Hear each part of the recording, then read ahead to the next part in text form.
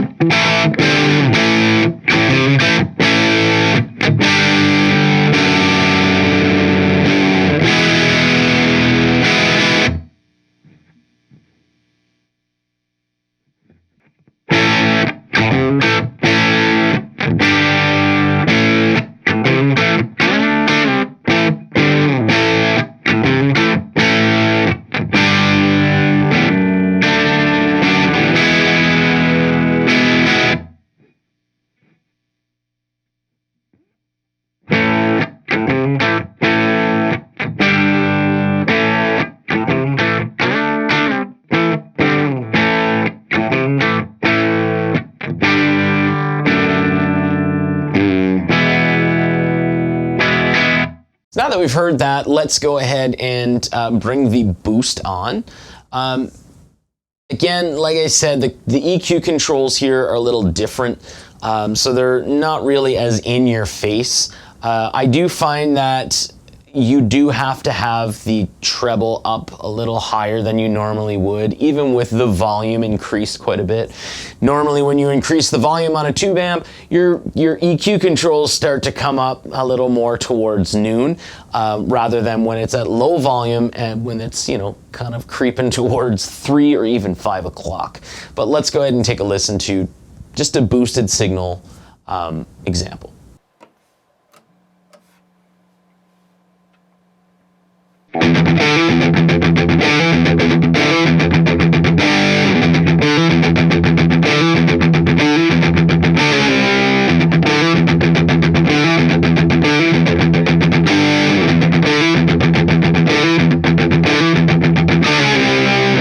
Now I know what you're thinking. That's not what you're here for the amp. That's just not good. But you're probably thinking, you know what? If I throw an external boost on there, I'll probably be able to get a usable signal. And I think because of the mid controls, the mid EQs and the way that the high end works as well, it kind of detracts from it. Also, it's not getting as saturated at that point as you would think, because a lot of the times when you're using an external boost, you can start to bring up the low end, which I'll do here, but you start to bring down that gain control so you get a lot more clarity. That's not necessarily the case here. It's not totally saturated, but let's go ahead and listen.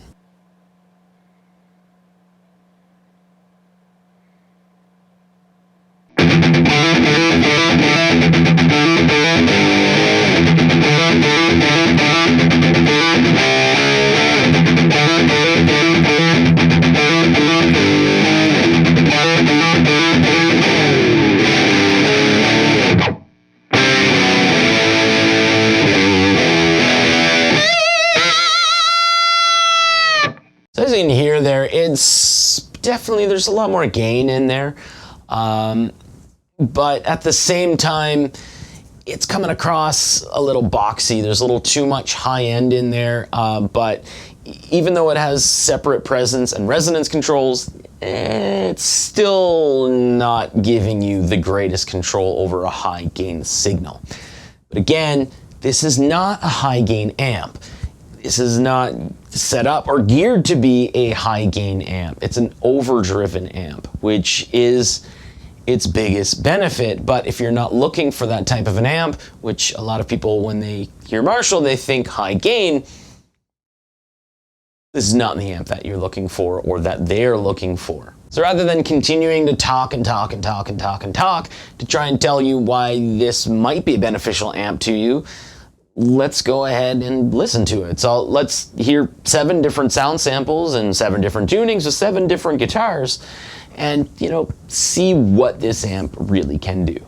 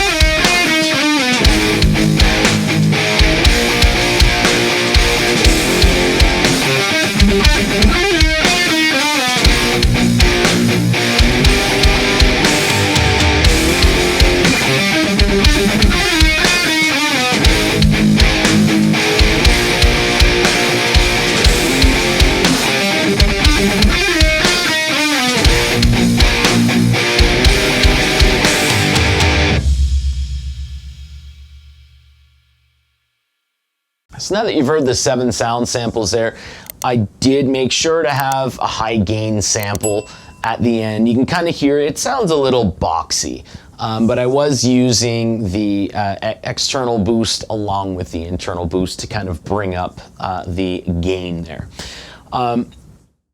So as you can kind of hear, this amp performs pretty well, at least I think, when it comes to non-high gain tones. And it does it a lot better than what replaced it, which was the DSL-100H or the DSL-100HR. So if you're looking for an amp that gives you a lot of different options, a little more focused on like the overdrive end or a little bit more on the clean side, this would be the amp that you're looking for. The big thing here for me is it has a real spring reverb rather than what you find on the DSL-100HR, which is digital reverb, and that just kind of sounds flat. I don't find that the digital reverbs work as well as they should, and a real spring reverb just livens things up. But this amp was not well received, and it hasn't really been received all too well ever since they discontinued it. So if you're looking this up on forums, a lot of people will say that this amp sucks. You'll also find that people can find workarounds for this for high gain. I've been hearing this since the 90s.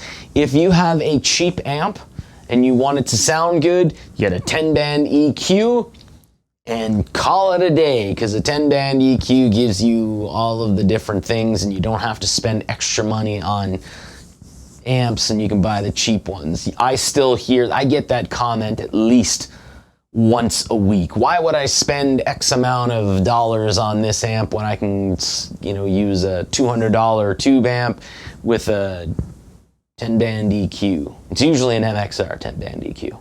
But either way, this amp was not well received. It was looked at as if it was a solid state amp kind of masquerading itself as a tube amp, which is not the case. But here's why.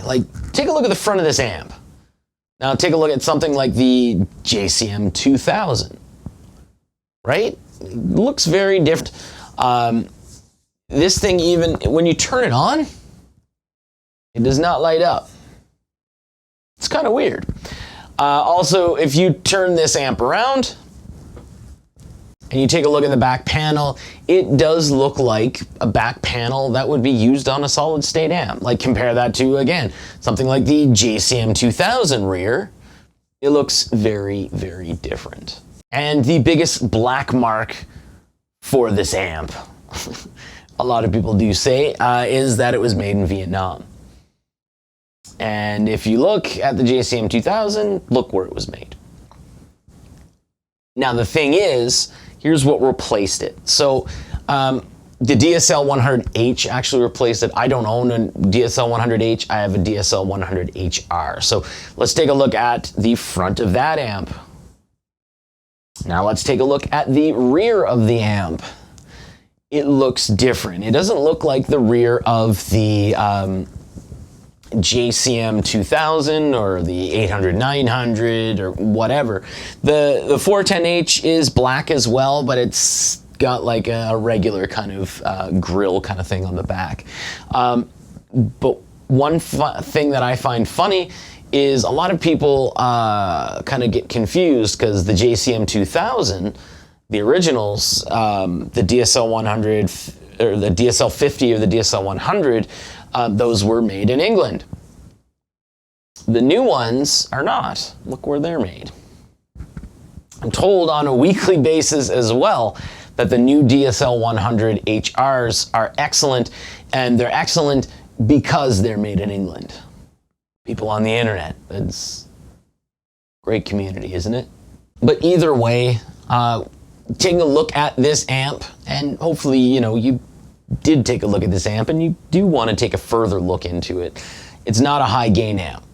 So if you're looking at this on the used market and you're thinking, oh my God, it's a Marshall. I've done that. I did that so many times, like 20 years ago. I know what that's like. You know, oh, it's a Marshall, it's gonna be high gain, it's gonna be high gain, oh, it's cheap too, excellent, I'm gonna buy a cheap high gain amp, and everyone's gonna see this on the front, and they're gonna, yeah! And that's just not the case. But if you're looking for a great recording tool, something that works in high gain for leads, at least, something that can give you different options. This is a fantastic head to get, and the secret is people try to sell it for like higher rates, and then it doesn't sell because people look at the reviews of it, and then they end up dumping it for like $300 or $400. If you look in the comments, you might actually see after like a year or two or whatever, you might actually say, hey, I picked this up for $200. So it's a great option to take a look at, and it's a great amp to have at your disposal, especially if you're, you know, in like a recording setup. So I'm gonna do a review later on, because I do want to do more comparisons with this amp with other amps to give it like more perspective. But in the meantime, you know, thanks for watching, and I say good day.